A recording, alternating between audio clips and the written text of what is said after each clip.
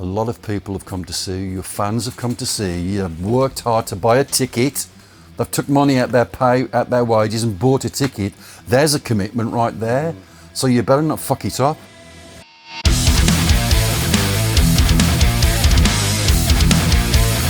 Hi, I'm Nick, and I'm joined by Rob Halford from Judas Priest for the latest in Enemies in Conversation series. How's it going today? Hello, Nick. It's going great. It's going great. I love these opportunities to talk to our friends in the music world in the way that you help us push the message out for Judas Priest. We were saying off camera that I go way back to the beginnings of NME, and so I have a great friendship that goes 5 decades. So this is a wonderful opportunity to keep that reinforced. Yeah, you were just saying you used to go to the newsagent to pick it up every week. I used to go to my newsagent to pick up the NME, and I'd take it home and I would devour everything that was on the pages, you know, the pictures, the stories. This is how we would communicate in bands. A lot of bands would pick up the copy of the NME just because of the information. That was the only place we could get that kind of information. Up in the West Midlands, you know, the NME being a publication from down south, the Big Smoke, it was important. It's still important because you read stuff that you can only get at that particular place. So communication through messages, through that side of who we are as a band and the music that we make, and you know, introducing people to new music, new tours, new bands, new ideas. It's as important now as it ever was. No, absolutely. We're here in Warsaw in a recording studio. I was wondering, did you record any of the new Judas Priest album, Invincible Shield, in this studio? This is a great little studio. My friend Reese has had it for a long time. He's worked really hard to keep it going. It's this room that we're in has every kind of music being made in it. It's literally a 15-minute walk from my little house up the street. So I have done some work in here. Nothing absolutely relative to Priest. And as he's saying that, is he thinking about standing in the vocal booth there and laying down some demos for possibly Redeemer of Souls? Anything can happen in a studio. That's what I love about it. It's like the Wizard of Oz, you know, the things that go on behind the doors. And but this place is just a really cool vibe. I did a lot of the music for the Christmas album Celestial here in the room next door.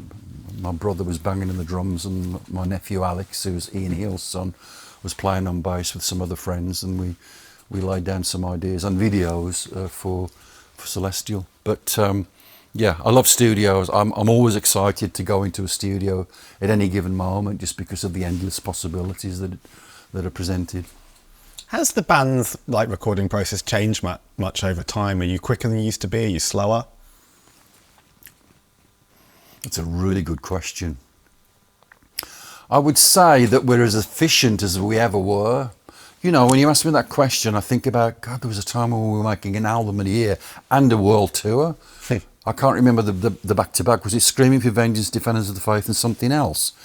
How did we do that? I can't, it doesn't make sense. And then you had to be efficient. Then you really had to know your metal without dropping the standard that you create as you grow as a band. Because once you start to gain traction and get a fan base, and collectively everything is getting bigger, then the responsibilities kick in, as they should be there from day one, but it becomes more of a thing. So the writing for Invincible Shield, we get together for about a month with Glenn and Richie. This chemistry of two guitar players and a singer has just been wonderful for Priest. Ever since we did that with British Steel, that was the first time we sat down as a trio to write. And we've done that ever since, and just great things consistently happen in the way that we make the metal. So we had about a month for the initial writing. We all brought in ideas. Then we had a month kind of looking at everything and starting to put the meat on the skeleton. Then we take a month off to take that very important creative break. And then we come back, and then for the second month we really start to, kick things into shape. So a lot of that music from Invincible Shield came from just a couple of months of writing. So again, efficiency, knowing what you've got to do without overthinking it. I've always said that once you start to overthink it, stuff gets in the way. It's very much instinct. You're really rolling with internally what you need to do. There are certain elements on every Priest album that have kind of made a thread. What I mean by that is you're gonna have the fierceness, you're gonna have the dynamics, you're gonna have the energy of a song like the opening cut, A Panic Attack, or Serpent and the King. You're gonna have different textures with like Crown of Horns. You know that. Once you've completed a certain expression, you know not to go there again because you've already, been down that part of the pitch. Now you've got to try and see where the next place is that it's going to take you. So all of that came into play for making the music for Invincible Shield. At what point in the process did Panic Attack come along? That's the first one that fans heard from the album. Was it one that you wrote first, or was it? That's a great question, Nick, because I haven't got a clue. I haven't got a clue. When we're writing the music, I can't speak. We are just as excited. We are just as full of enthusiasm about the possibilities of where a song might eventually end up. That you don't say, okay, now we're going to write the opening song for the album. That's don't do that. Just keep writing and expressing yourself as it takes you through all these different moments. We overwrote, like we always overwrite for our music. There's always stuff that's not left behind, but stuff that kind of doesn't make to the A-list, as we call it, the A-list, B-list, and C-list. There's a lot of A-list stuff that was happening for Invincible Shield, so a lot of it made the record. And then once you've got, we don't really talk about the tracking and the sequences until everything's done. And then we all put the boxing gloves on. I want this has got to be the first act. No, it's going to be this one. And again, that's just part of the beautiful relationship that we have with each other in the band, listening to each other. Nobody dominates anybody else. So important in every band. There's got to be some kind of a leader. Otherwise, it's like the Titanic. You've got to have somebody that's kind of, steering through wherever you're going to, but to be respectful to each other. And the drummer is as important as the singer, as important as the guitar player. Everybody has to be dealt the same hand. So all of that comes into understanding how we're going to put this record together. Are we going to lead off with Panic Attack, or are we going to lead off with this one and that one? Eventually, compromise. I hate that word, but it's so important. Compromise comes into play. So when you finish the album sequencing, you're about as content as you're going to be separately, and Panic Attack is the one that leads off the charge. Two things you mentioned, your mutual respect, like between you and your bandmates, and also the fact you're still so excited about the creative process. Do you think it's those two things really that have helped you to last? The fact you are so excited, and also you respect each other so you can work well. It's got to be, hasn't it, Nick? Because that's a simple observation and question, but it's really profound. You've got to want to walk out on that stage. You've got to really be there. You're not there just because we're going to go and have a knock. You've got to be wanting to stand on that stage and do the work that you need to do, because whether you like it or not, this word responsibility comes into play. You have a responsibility to each other because of the work that you've created and the place that it's put you in. So there's a responsibility there not to drop the ball, not to be deficient, not to kind of go, oh, that'll do kind of thing. None of that has ever existed in Priest. We've always been extremely determined, and the attitude of creating the best possible expressions in our music has always led us forward, and none of that's kind of fizzled out or diminished. So all of that is vital. You've all got to be believing. You're all on the pitch and you've got to get the ball in the net. Not just one of you. I mean, it's usually one bloke that puts it in the net, but you're all going there for the same purpose, the same drive and determination, and you're in it to win it. So if you're not all feeling that way, it gets wonky. And I love one of the most beautiful things for me, and I'm so excited about this next tour, is when I'm on stage and they've got my in-ear monitors on and I'm not doing my bit and I'm just listening to the guys. I'm listening to them because I'm an absolute fanatic for everything, when we're playing, as much as we are for each other. But that's when the joy it happens for me, because I can listen. I might be strolling around the stage, but I'm listening, and the love that these guys are putting into the music is just phenomenal. And you can sense they're doing this because it means as much to them as it does to me. Ian's playing his bass because his life depends on it, and it's the same for everybody. That's what I love about bands. You look at any band and each one of them are doing their work, but the way it all connects together in such unity, in expressing this is who we are and this is what we sound like, this is what we look like, that's not lost on me or any of us in Priest. So it's great. Everything is on full raw as it ever was. Do you still get butterflies before you go on stage? Oh yeah. Still? Yeah. I'd be dead if I didn't feel that way. It's more nervous energy. It's more, again, the responsibility that you've got a job to do. A lot of people have come to see you. Your fans have come to see you. You've worked hard to buy a ticket. They've took money out their pay, out their wages, and bought a ticket. There's a commitment right there. So you better not fuck it up, RuPaul. Don't fuck it up.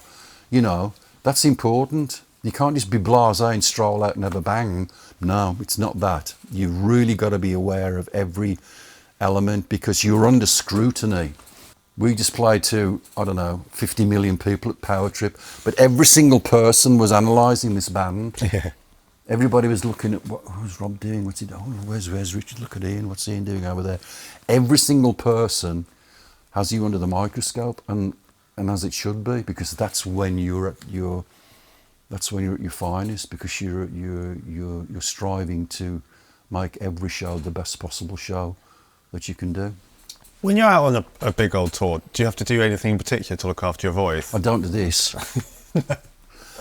I love to flap my lips because I love to talk about metal 24/7 or music or life. I just love life, and I love to talk and listen. I'm a good listener, even though I'm doing a lot of talking.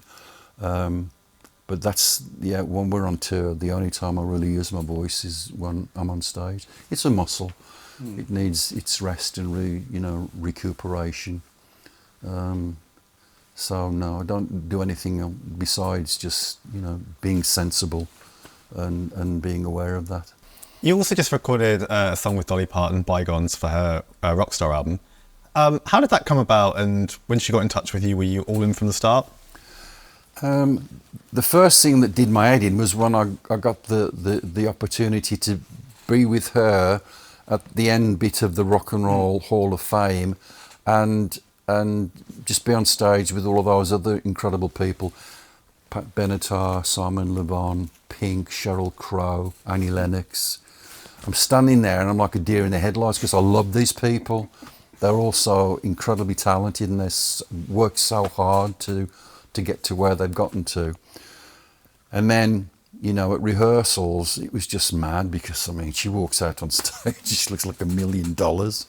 And some of us have been up all night, and I'm in my shorts and t-shirt. Like, oh God, why didn't I put something decent on? But she's just this ball of light. She walks into the room, she looks incredible, she smells great. She's just so beautiful to everybody in terms of respect and care. And she goes, "Hey Rob, do you know Jolene?" I'm like, "Fuck." First of all, Dolly Parton speaking to me. I go, "Yes, Dolly, I know a lot of your material." "Oh, great. Would you want to sing a couple of lines with me?" Yeah, that'd be great. So we had some rehearsals, and I remember I couldn't sleep that night. I was awake all night. I was buzzing, as much for Priest, but equally, I'm going to do that thing with Dolly. So we had that fantastic time together with that song. And I only sang a couple of bits, but it went viral the next day. There was a picture of me and her, like, in close, singing these lines together. And it just seemed so surreal. So there was that. And then a short while later, I get a note from Dolly on an email saying, I'm doing this Rockstar album, you might have heard about it. Would you like to consider doing a song? Well, yeah, Can I send you the file? Yeah. So she sent me the file. As soon as I heard the demo, I was all in. I was all in. She knew what she was doing to offer that piece of music, because it's not just Rob, it's Rob from Priest. This is a Priest song. This is Priest with Dolly Parton. So the Bygones track was just really a really great chance to do something that I think now it's like, was it real? I went into a studio that I use in Phoenix. She was in Nashville with Ken, her producer.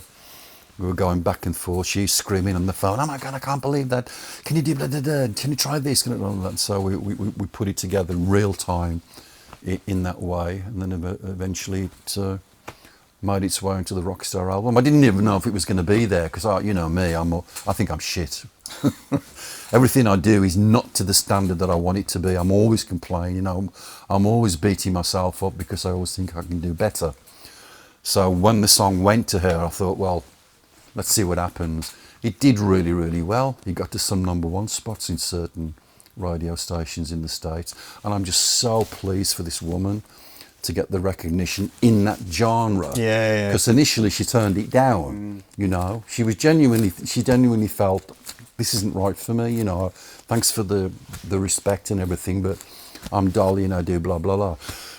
But of course, she's had a blast. Had a blast. And all these people that lined up to perform with her was just, again, a testimony to the importance. She's this living, breathing icon of music. So, God, it's nuts. This kid from the Beachstyle Estate, Walsall, singing with Dolly Parton, one of the greats of all time.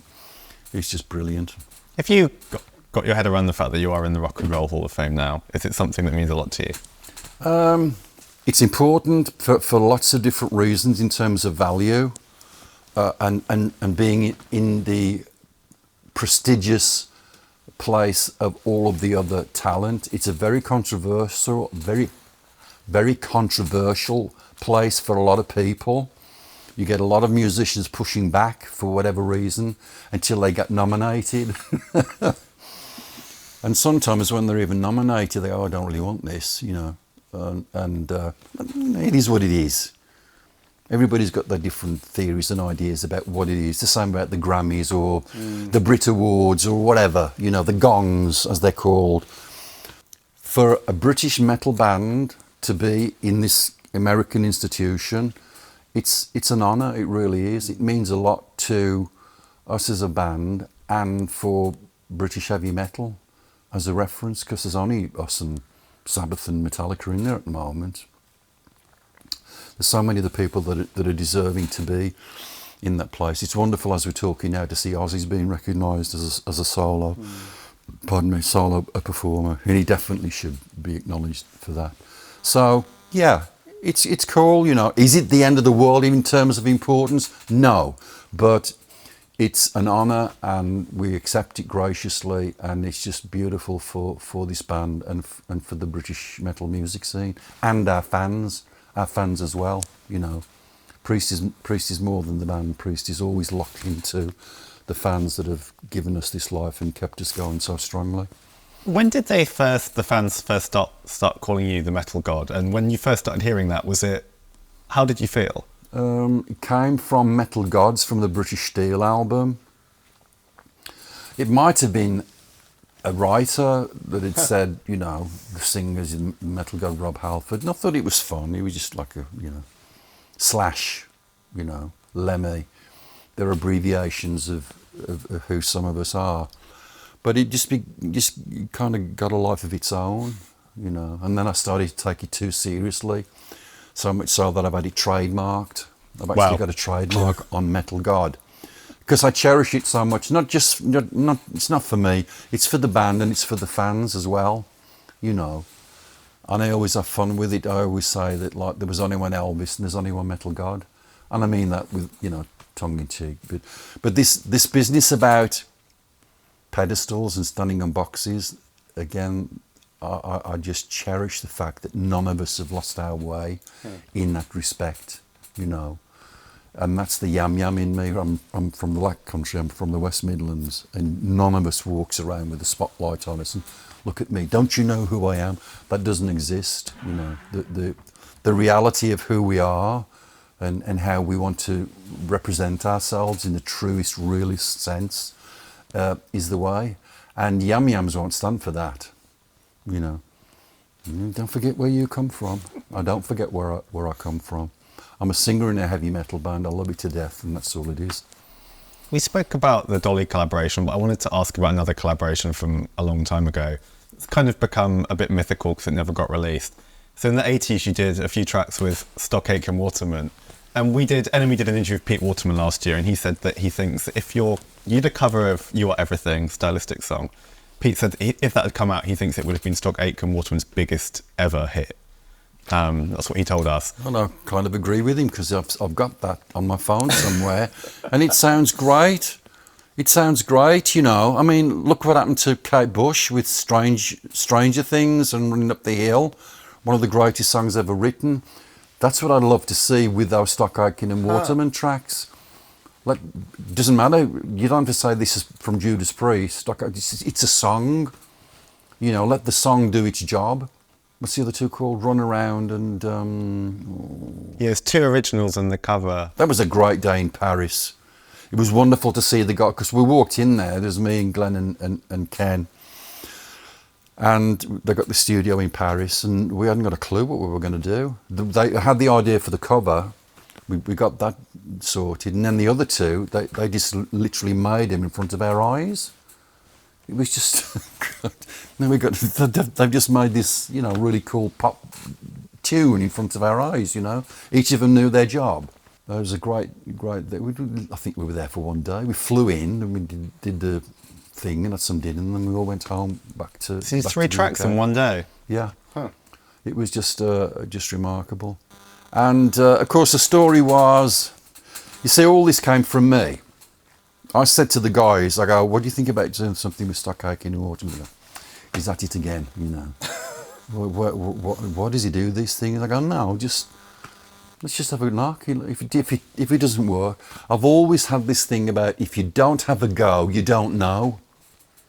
You can't talk about something unless it's been created until you've gone through the motions. You can't sit there and go, well, that ain't going to work. Well, how do you know it's not going to work? You've got to go through the experience. We went through the experience. I still love those songs even now. And it would be, in my lifetime, I would just love to see him get leaked. Leak him for all I care. Let's just see where those songs take us. Because it sounds great. You can hear the voice, you can hear the guitars. They're really fun pieces of music. So, yeah. I haven't seen Pete in living memory. And maybe I can just leak these, just send a file off to some place, send a file off to TikTok and just see where it takes us. Well, it sounds like if maybe a big TV or film director had an idea, maybe if he'd heard them or they'd heard them, then it could come around that way perhaps if someone wanted to use them in something. Maybe he's a lovely guy, Pete. He's very respectful. Maybe he's waiting for somebody to go, do what you want with them, Pete. So I'm an enemy. Do what you want with them, Pete. You know. Because Priest has become this indestructible, invincible shield. If suddenly a Stock Aitken and Waterman track is released, I don't think it's going to be the end of the band. You know, people listen to music differently now. Yeah, totally. Something else in your career which was really quite incredible is that the fact that you came out in 1998, and having read about it in your book, it sounds like it wasn't necessarily like premeditated, like that day you thought I'm going to say it, it just kind of happened. Looking back at that moment now, I guess what we're on 26 years on from that, does it feel like quite a pivotal moment in your career in some ways? if I reflect on it, it happened in the right way because it wasn't premeditated. It was just simply me talking like I'm talking to you, and I just said to whoever it was, speaking as a gay man, blah blah blah. Just those simple words just resonated and just went to a lot of places. As I went back to the hotel afterwards, I thought, oh, that's it then. Now everybody knows I'm a gay guy. Everybody in the band knew I was gay. Everybody in the label knew I was gay. The management knew I was gay. And wouldn't you believe it? Everybody, all the fans, like, well, we thought you were gay anyway. And there was me thinking I'm the only guy in the village, and so the goodness that came out of that can't be overstated in terms of this is a guy from a world famous top shelf heavy metal band from the UK called Judas Priest, and the singer's a gay guy and he's openly out, Somebody's going to go deeper into that and the implications and ramifications and all of the things that go into a story, because the story goes into people's lives from all different directions. It just happens when you're I was going to say celebrity. I'm not a celebrity, but when you're in a place where a lot of people are looking at you and listening to what you say, it carries a lot of strength to it. Sometimes it can be not so good, We've seen so many people in the entertainment business face difficulties and challenges by some of the things that they've said, implied, you're cancelled, In my instance, there was no cancelling at all. There was just this embracing of, well, does it really matter? No, it doesn't matter, but it matters a lot to me as a man being able to cast off all this worry and fear and putting everybody else first instead of me, That's the thing about life. You've got to find a place to love yourself, because if you love yourself, you can love everybody else, and you're living your life on your terms, I can't stand it when, certain governments and politicians are, you've got to do this and you've got to say that and you can't do that and women can only do this and women can only, well, you're not a fucking woman, you're a bloke. How dare you tell a woman what she can and can't do with her body? Don't get me started, Nick. But all of that is in that element of